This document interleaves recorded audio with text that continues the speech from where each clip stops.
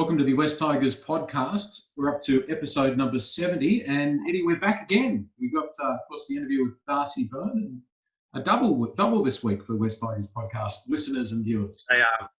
It's a short turnaround, Joel. So hopefully we're not too flat. The Tigers are sometimes.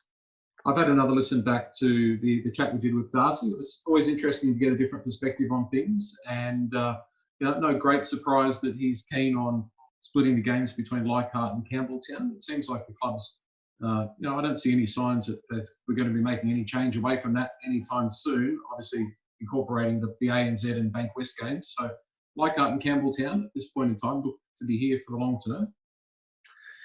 Yeah, it was the first impression I got was just how passionate he is about obviously Balmain and then West Tigers, and obviously a lot of roadblocks have been put in front of him with the Leeds Club and Leichhardt Oval, but he's certainly pushing on. And yeah, I mean, I've sort of flipped and flopped over the issue of home grounds, but if we can get Leichhardt and Campbelltown more money into them, I think that's the ideal solution. If they are upgraded, which we don't know what's going to happen with this crisis and whether there'll be more money out there. But it seems like for the meantime, it's sort of as things are in terms of home ground. Well, we'll talk about things as they come along, of course, and it doesn't really matter that much for the rest of 2020, what looks like the rest of 2020, because there won't be any people in the grounds anyway. A lot of games at Campbelltown and a few other places as well. But we'll talk about that game against the Sharks soon. We're going to talk about West Tigers halfbacks through time, through the last 20 years and 2 rounds. We'll get to that shortly. And the only other real news that's around regarding West Tigers, just before we get there, there was obviously, or seems to be, no news in regards to Josh Reynolds. From what I've heard is that the clubs couldn't agree on the terms and conditions of that swap. So for the moment, at least, it looks to be on hold. And there was that report yesterday that the Warriors are considering Matt Eisenhuth as a short-term deal to fill a void for them, potentially like the Momirovski Harry Grant deal. And I don't think many West Tigers fans would begrudge Matt Eisenhuth that opportunity. No, and that goes for any guys who are not going to be playing, because we spoke off air about no state cup. So there's going to be guys in that top 30 who are not playing any football and want to get contracts either with West Tigers or elsewhere. And what better chance than to play in the NRL and possibly start in the NRL for a team that is probably going to really struggle this year. But that's fair. That's a lot better than no football. There's probably 4 or 5 guys I could think of, Joel, that I wouldn't mind loaning to the Warriors for a few weeks. But we'll wait and see how we go with injuries. Well, the irony is I think probably 4 of those, let's say 5 guys, 80% of the guys that you're talking about are off contract. So we might find some movement on West Tigers books a little bit quicker than maybe we might have thought. And a few other clubs, there could be some movement. Guys like Robert Jennings, Matt Eisenhuth, Chris McQueen, guys that are off contract that are going to want to prove their wares somewhere. Well, it's an opportunity for both sort of parties, isn't it? Like, I know the Warriors are struggling more for forwards, but, say someone like Josh Reynolds, nothing works out at Canterbury. Okay, they don't want to pay maybe half the contract. And then he's stuck playing probably no football. And then if he wants to get a big contract in England or another big contract in the NRL, and the Warriors say, well, how about you fill in at 5'8" for the rest of the year? I don't know if they'd have to pay anything or it would just be a loan deal where we're still paying full freight, but maybe there could be something in it there for both parties. Eddie, this is an opportunity for guys. If you've got someone like a Josh Reynolds, and it's all hypothetical, but you could say to him, go to the Warriors this year, we'll pay you your fee to play for them. So we're doing you a favour, and maybe next year we won't worry about next year's contract or something like that. So there could be these sorts of opportunities that we don't normally have to work out these kinds of deals, and maybe shift players that are maybe not part of the plans long term. Well, we've already shown we can be creative with the Harry Grant deal, and if it's something that can favour us, I'm sure there's some creative way that we can help our salary cap for next year, and maybe that will be one of them. Yeah, exactly. Now, Chris McQueen also comes to mind. I was thinking about Chris. I'm sure as West Tigers fans, we say he's been a dud buy, but his move to West Tigers has been a dud move for him as well when you think about it, because he hasn't been able to make first grade. So his value to a degree has gone down. It's just interesting when you look at things from both perspectives, that if you've got someone like a Chris McQueen who, after 3 years with the club, is obviously not part of the plans, if he can go and play first grade somewhere, there might be that wiggle room and that opportunity that you wouldn't normally have. Yeah, I mean, someone like Chris McQueen would probably jump at the opportunity to go. It's probably a little bit more complicated with the Josh Reynolds, given the money he's on here. Although you'd argue that Chris McQueen probably wouldn't get. He might be on 300 or 400,000. He might not get that anywhere else at the moment. And whilst it's been a dud move for him, I'd argue, Joel, that if he can't get in the West Tigers starting back row, then I don't know how many back rows he would get in. And obviously he's had bad injuries, but I think he's going to struggle. Yeah, exactly. Yeah, off contract at the end of this year is Chris McQueen. Our teams for the game against the Sharks, obviously we'll do another podcast before the game, so we'll talk a bit more about the game. But we thought we'd just jot down and run through what our teams might look like. Would you like to go first, Eddie? Let us know who you've selected. Yeah, I'll go just my 1 to 5 and see if it's the same as yours, Joel. I think it's pretty obvious that Madge is moving towards Adam Doueihi at fullback. I think we saw that at Leichhardt. He made that mid-game change. So I've got him starting at 1. I've got Thompson back on the wing with Nofaluma, even though I wasn't pleased with his performance against Newcastle. And then I've got Moses Mbai coming back into the side at centre. I'm hoping he's going to be fit and raring to go. He needs a big year. And Joey Leilua. Less talk from Joey and more action after that last game, but that would be my starting back 5. Good? Yeah, the best centre in the game. He didn't look it against the Knights. So pretty much the same. Yeah, Doueihi at fullback. I've got Thompson on the left wing with Leilua as left centre. Right, yeah. And that brings together Mbai and Nofaluma on the right edge. I just think that's a slightly better combination than Nofaluma and Leilua. And I still, as I've said before, I still think BJ Leilua is a left centre who's played his best football at the Roosters and earlier in his career at left centre. That's where I'd be running him and breaking him up away from his brother, putting him on different sides of the field. Yeah, I hadn't quite got into depth with that one, but I get what you're saying there. That was a nightmare, that defensive display between Marshall and the Leilua brothers and Nofaluma at Leichhardt. And you'd think a left centre, Joel, generally that's the easier way to pass the ball for most people. So you're going to get better earlier ball. Luke Brooks generally likes to play left side of the field. So maybe with him back, that shift may happen. Yeah, exactly, Bob. That's right. If you look at the left edge with Luke Garner, I think that'd be a pretty effective left side with Thompson there to finish it off. Leilua, Garner, Brooks. I think that works pretty well. That's what I'd be doing. I'm sure we both agree with Marshall and Brooks in the halves. Yeah, no argument there. Okay, and up front. Yeah, I'm stuck with what we had in terms of our front rowers, because I thought, even though I'm not the biggest fan of Josh Alloway, I think he started the season pretty well, especially that first game against St George. So I've got him and Alex Twal as my front rowers. And I think it's a certainty that Harry Grant will start at hooker. I think that's what he's been brought to do. I know it's short notice, but he has obviously been in training the last couple of weeks. So that would be my starting front row. Yeah. I agree. That's what I've got. I was toying with maybe benching either Aloye or Twal. Not so much. It's more about who you want to have on the field in those rotations. And I think we suffered quite a lot against the Knights when Twal and Aloye were off the field. But I have stuck with them. Back row, Garner, Leilua. So Garner on the left, Leilua on the right, and Elijah Taylor at lock. Yeah, this is where I've made one change, and I sort of tossed and turned between Leilua and Garner because I wasn't impressed with either their performance against Newcastle. I think there has to be some sort of consequence for that performance. I know it was 2 months ago, so it's sometimes the coach likes to throw the same 17 out there even after a week when they've got smashed, let alone after 2 months. But I've benched Lucci Leilua. I just don't know if he's earned that starting position yet, and I've got Chris Lawrence coming back in. I just think, I know I'm not the biggest fan of Chris Lawrence at the moment, but I just think maybe defensively, first game back up, we need to be tighter. And he's a player that you can rely on defensively. So I got Lawrence and Garner in the starting back row with Elijah Taylor at lock. Yeah, Chris, I do agree. Chris has traditionally been a left edge player, but I think he would work over there. And I do agree with your justification. I think that defensively he is certainly an improvement. And Leilua has been a player who has made an impact for the Dragons off the bench. So that precedent has been set. I did stick with him, as I said. The bench was a little bit more interesting. Go ahead, Eddie. Who have you got? Well, I've got the two big boppers, McKaylee and Musgrove, and ideally I'd like to see one of these progress to a starting front rower. I would probably like to have one of them ahead of Alloway in the starting front row, but I'm just not sure where their fitness levels are at the moment. They've been obviously Musgrove only 2 games into his career with us, and McKaylee predominantly a bench player last year. So no doubt they're going to be in the 17. They'll provide a lot of impact. I've got Michael Cheekham in the 17. I think he's good utility off the bench, can cover a number of positions. And then the last spot, it's difficult. I slashed sort of a couple of players, Billy Walters, Russell Packer, and Josh Reynolds. And if I had Cheekham on the bench, I'd probably like to have someone like Russell Packer and say, Harry Grant, you've been brought to play 80 minutes as a hooker.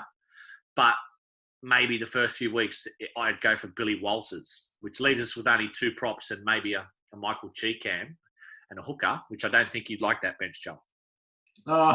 Look, it was hard. I mean, I agree with 50% of it straight off. Obviously, Musgrove and McKaylee. I think that we suffered against the Knights. We suffered a lack of thrust. You know, we need at least one more big forward there. So I've got Oliver Clark. Look, I thought he had some good games last year. I thought winning percentage when he played was right up there. I think that he's a player that is, normally holds his own pretty well. So I've got Oliver Clark there, and I've got Reynolds. And I went for Reynolds over Walters because I liked what Reynolds brought to the game against the Knights. He was probably our sharpest attacking weapon in that game. And he did obviously start at halfback in the match. But I think off the bench, he could bring some thrust. And, so I haven't got room for Cheekham. I haven't got room for Lawrence. Okay. Yeah, it's interesting. I think it's going to be an interesting sort of game of cat and mouse with Reynolds. Like if the club wants to get him off the books, do you sort of have to promote him a little bit in the NRL, or do you let him play reserve grade? It's sort of that's going to be a delicate one. What about reserve grade? Yeah, I know, like virtual reserve grade. What about just say Joel a month in and there's no injuries? Would you be looking to have sort of 3 front rows on the bench, someone like Russell Packer back in that rotation, and just going with Harry Grant for 80 minutes? No, definitely. Absolutely. Absolutely 100%. I think that's what Magic like as well. Yeah, and history lesson goes that you go back to the days of the Marty Tapau's, James Gavet. We had that big forward bench, forwards on the bench, and a decent starting pack. And, we made some impact. I don't think we can carry 2 props, especially Zane Musgrove, who hasn't played a lot of football in the last few years. Thomas McKaylee, who's still relatively a young player, and then a utility and a Cheekham or a Lawrence. I just don't think we've got enough. We don't have enough thrust in our starting pack to then not have a strong bench. I think there's no choice but. Yeah, it's about balance, isn't it? And I feel for Michael Cheekham though, because I think he was one of our better bench players. So, but he could be the utility if you have 3 forwards, 3 front rowers. I'm going to make a quick outlandish prediction, Joel. Are you ready for this? Yep. I think at the end of the year, I think Harry Grant might be in contention to be the Queensland Origin hooker. Okay. I don't know exactly who's in front of him, but I think last year they used Ben Hunt and Andrew McCulloch. Now, Andrew McCulloch has been cut from the Broncos, and Ben Hunt's predominantly a halfback. I think this kid is going to be a real star this year. So that's an out there prediction for you. It is. Well, okay. Well, hopefully he plays some really great football for us, and hopefully our hooker situation is sorted one way or another. Of course, Jake Simpkin, I see, has been put onto the West Tigers website and main sort of roster there. So obviously he's getting closer and closer. And Jacob Little's got to come back from his latest injury. So hopefully our stocks are okay if he does go back to Melbourne. There's been some talk that Cameron might play on and Harry might stay another year. You never know. You wouldn't have. I'd struggle to find a club with 3 more promising hookers currently than we do. But yeah, there's balls up in the air because Little spent 2 years injured and Grant's on loan, and like you said, he didn't want to sit behind Smith this year, let alone next year. Yeah. So very interesting to see how that all plays out. Yeah, it is. I listened to a couple of the interviews with the players before the game, and it comes back. We conceded 8 tries against the Knights, and I know we've spoken about this a lot. I haven't mentioned this particular post.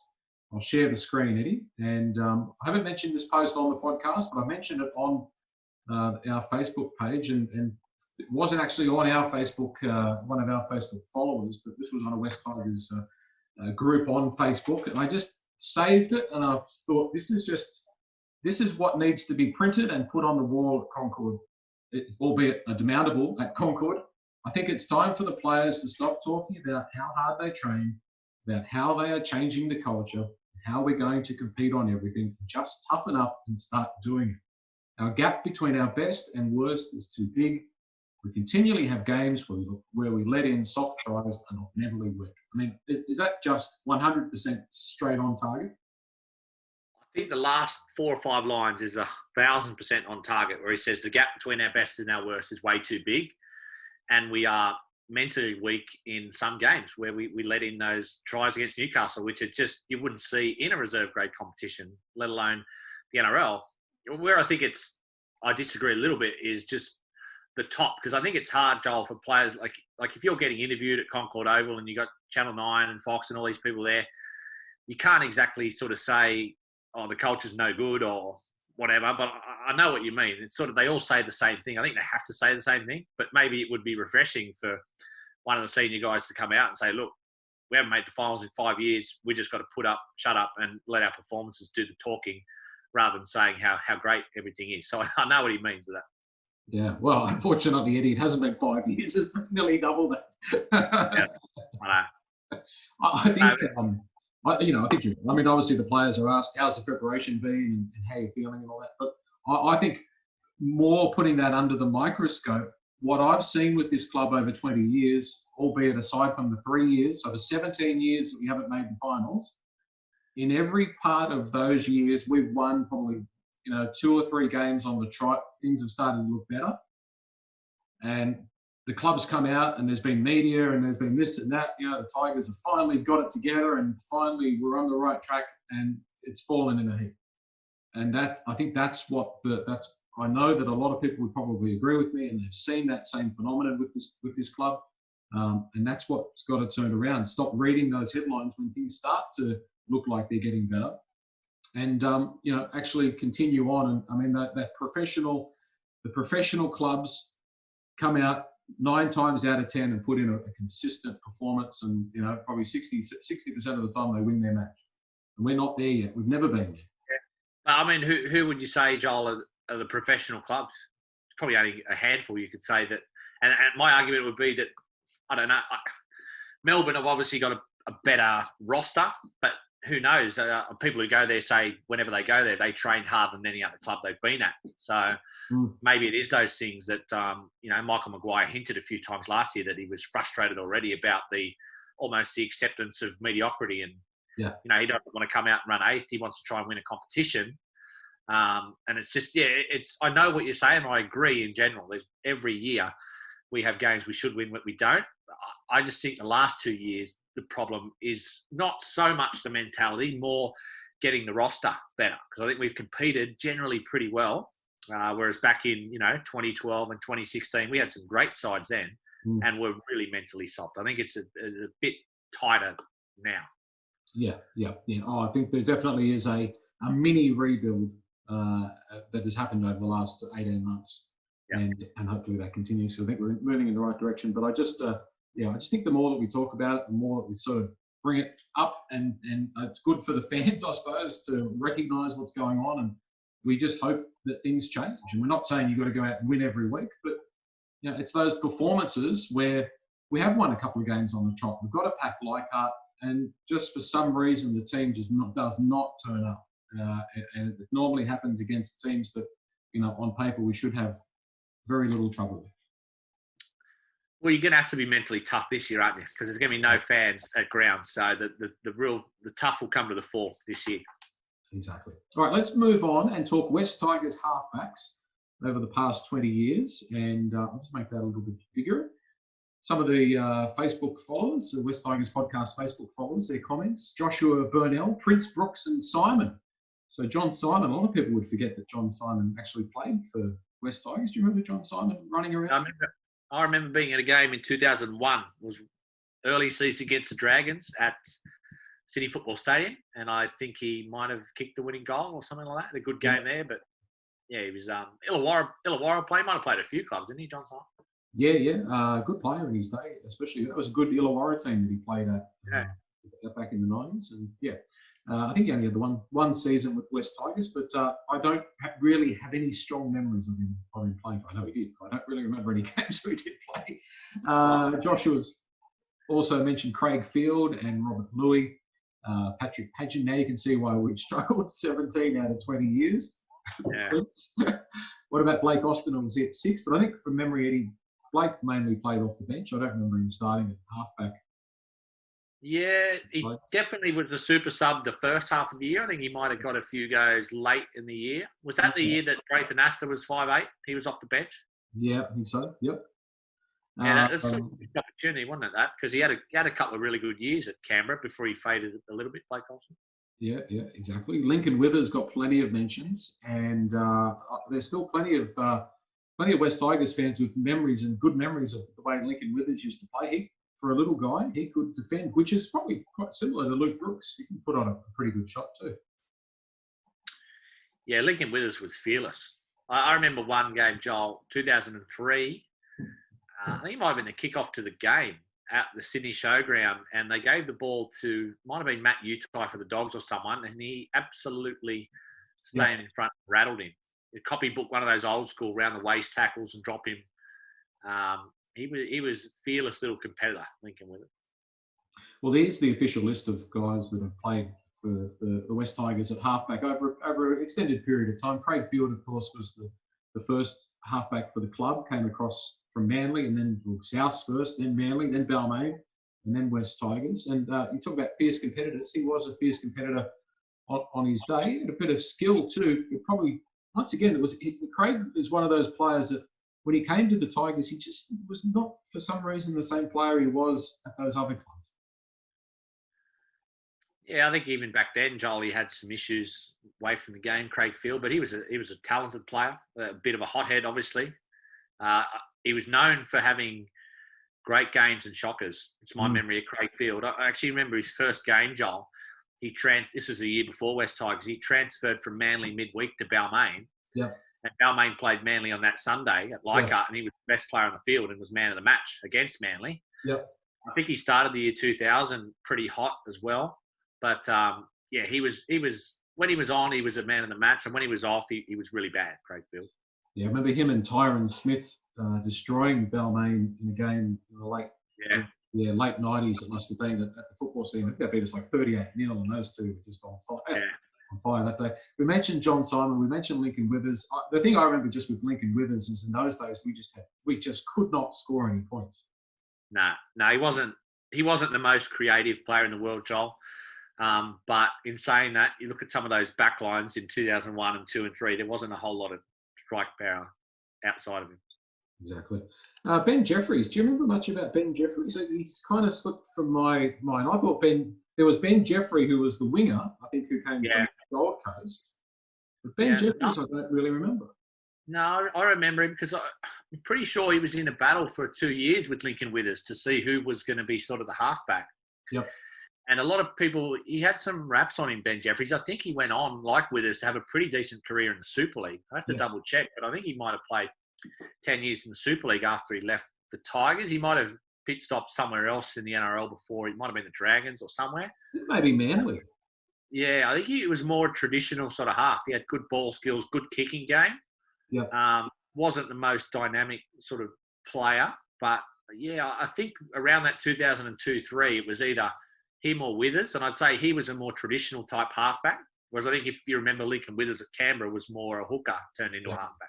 Yeah, exactly. Yeah. Scott Prince, Clive Churchill medal winner and premiership winner, got to hoist the trophy in 2005.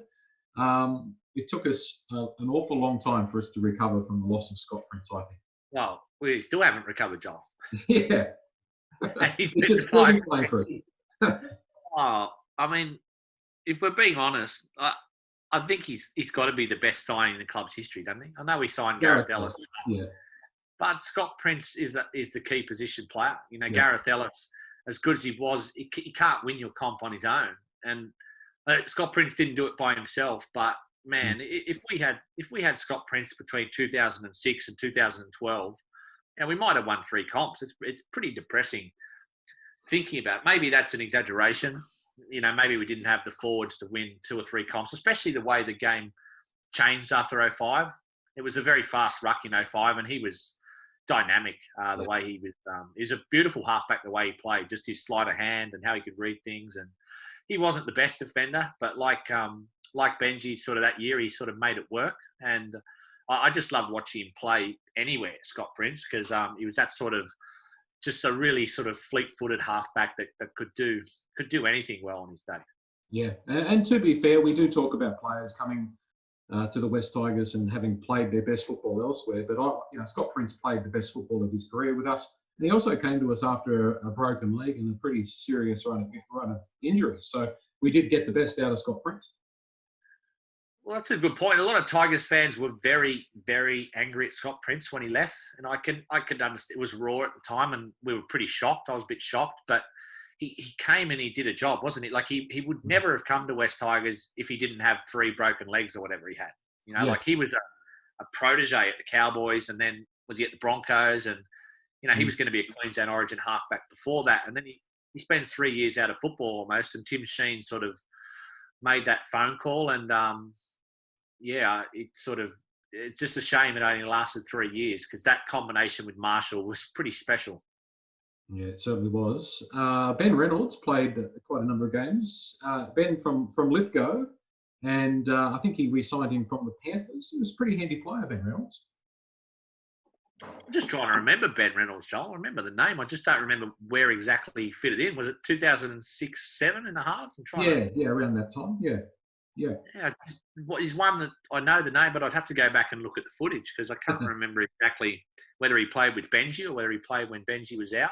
I'll have to have a look, mate, but that one escapes me at the moment, which is rare. I've usually got a good memory. You do, yeah. John Morris was the replacement for Scott Prince, and John was a hooker who played for Newcastle and Parramatta and came to West Tigers to play halfback.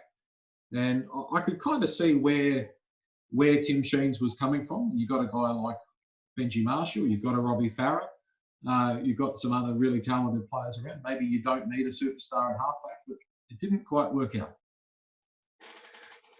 No, it didn't work out. And he did say when he signed John Morris that he could be our Cooper Cronk. And 5 years later, that was a punchline, because Cooper Cronk went on to win so many Origins and titles. But at the time, you could see what he was thinking. Cooper Cronk was a utility, tough footballer who had superstars around him and made it work. I think it's probably, a little bit maybe some of the other guys' fault, Benji and Robbie, that they couldn't really work in with a halfback. John Morris was a manufactured one, but my frustration was more how long it went on, Joel. After a year, it was pretty obvious it wasn't really working, but, he was still sort of playing the halves 2 or 3 years later.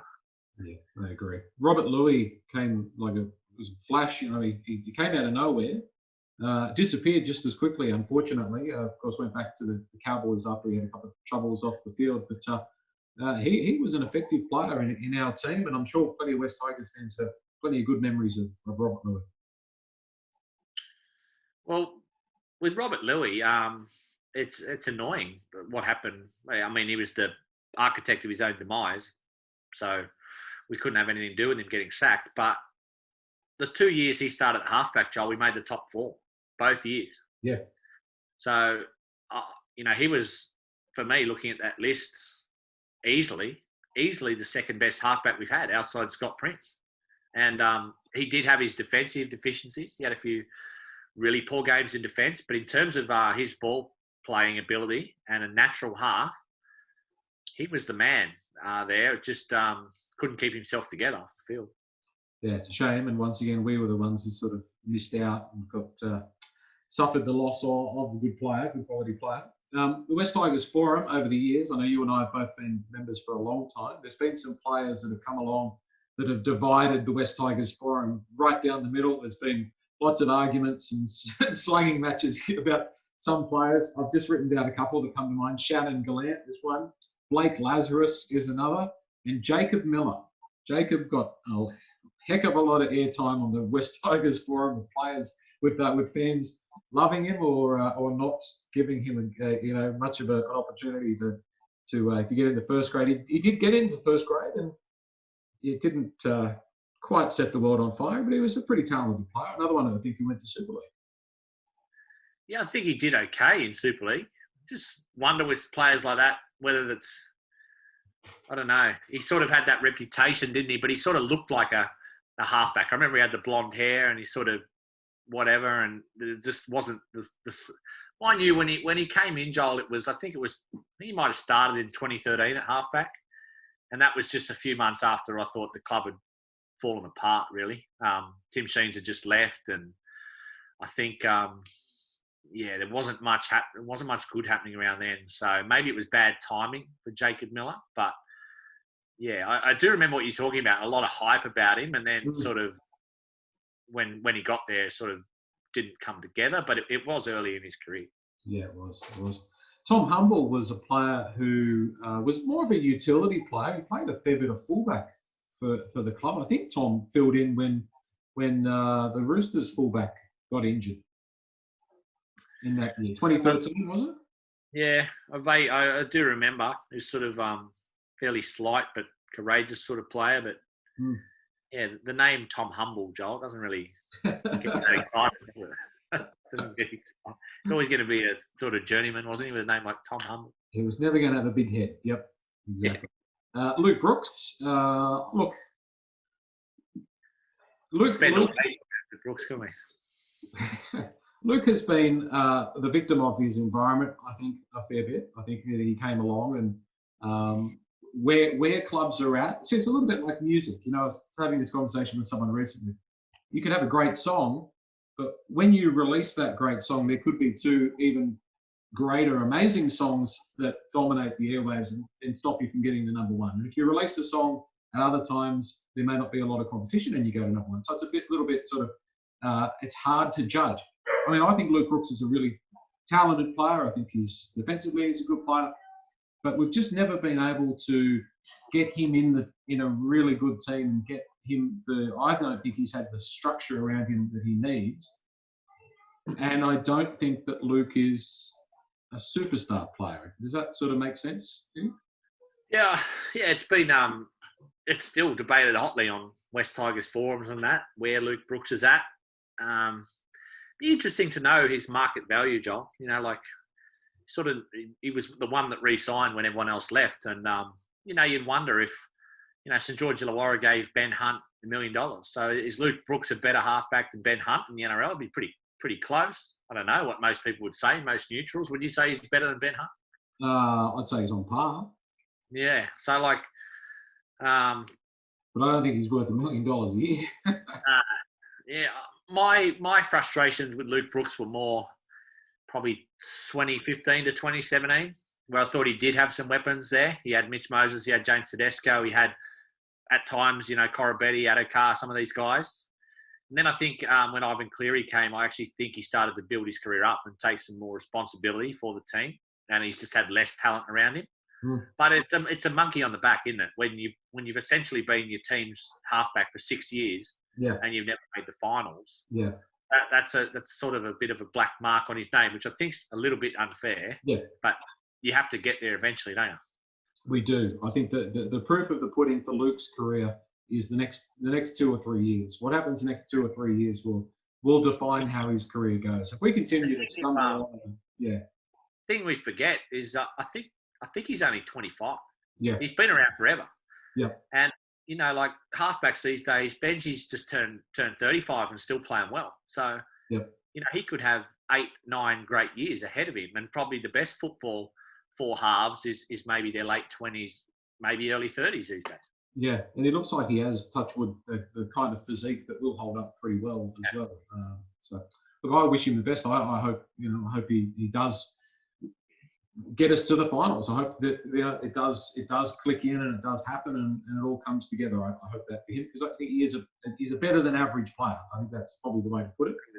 But I just don't think we've seen the best of him either, because we haven't had the supports around him as much as I would like, and that structure around him to see him shine week in, week out. So, yeah. And Jack Littlejohn. Jack filled in a fair bit a couple of years ago, and I think he went back to Manly. I think he was a Manly player from memory, but also went to the Super League, I think, from memory. You remember Jack Littlejohn? I remember playing in a game at Suncorp against the Broncos. Yeah. I remember at times at the height of hysteria about Luke Brooks, Joel. There was guys calling for Jack Littlejohn to replace him, and he was always a steady option in the State Cup, and I think had a good junior career maybe at Manly.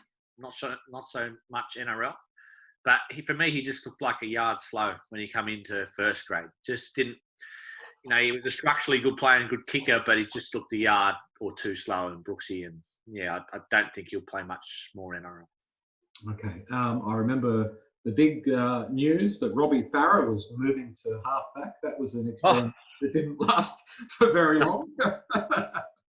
No, Joel, this is nightmares coming back. Robbie Farah, at times I know it was Tim Sheen's picking him there, but I used to get frustrated when he was named at hooker, Joel, and then would put himself out in the halves for 10 minutes, let alone naming him at halfback. It just never, ever worked for me, that move. Yeah, I agree. And of course, Benji's played there on a few occasions as well. So your top 3 West Tigers halfbacks over the first 20 years of the existence of the club? Well, Scott Prince is out and out 1. Robert Louis easily number 2. And I'd have to have Benji there at number 3 because I think he's spent probably more time there than we remember. I think Tim Sheens might have named him halfback a number of times in some seasons. Yeah. But, given that we've... Yeah, Benji's been named the number 1 West Tigers 5, and he can't play both. I'm only judging him against the other names on the list, John. You've got to go Luke Brooks, surely. Oh, of course. Sorry, I missed Luke Brooks. There you go. Sorry. Let me redo that. Scott Prince. Yeah. Robert Louis, just ahead of Luke Brooks at the moment. Yeah. Luke Brooks will jump in. I agree. Sorry, I missed Luke Brooks. That was an oversight. It was.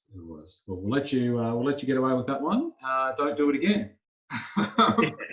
Yeah, it's a short turnaround, Joel. That's what it is. That's right, exactly.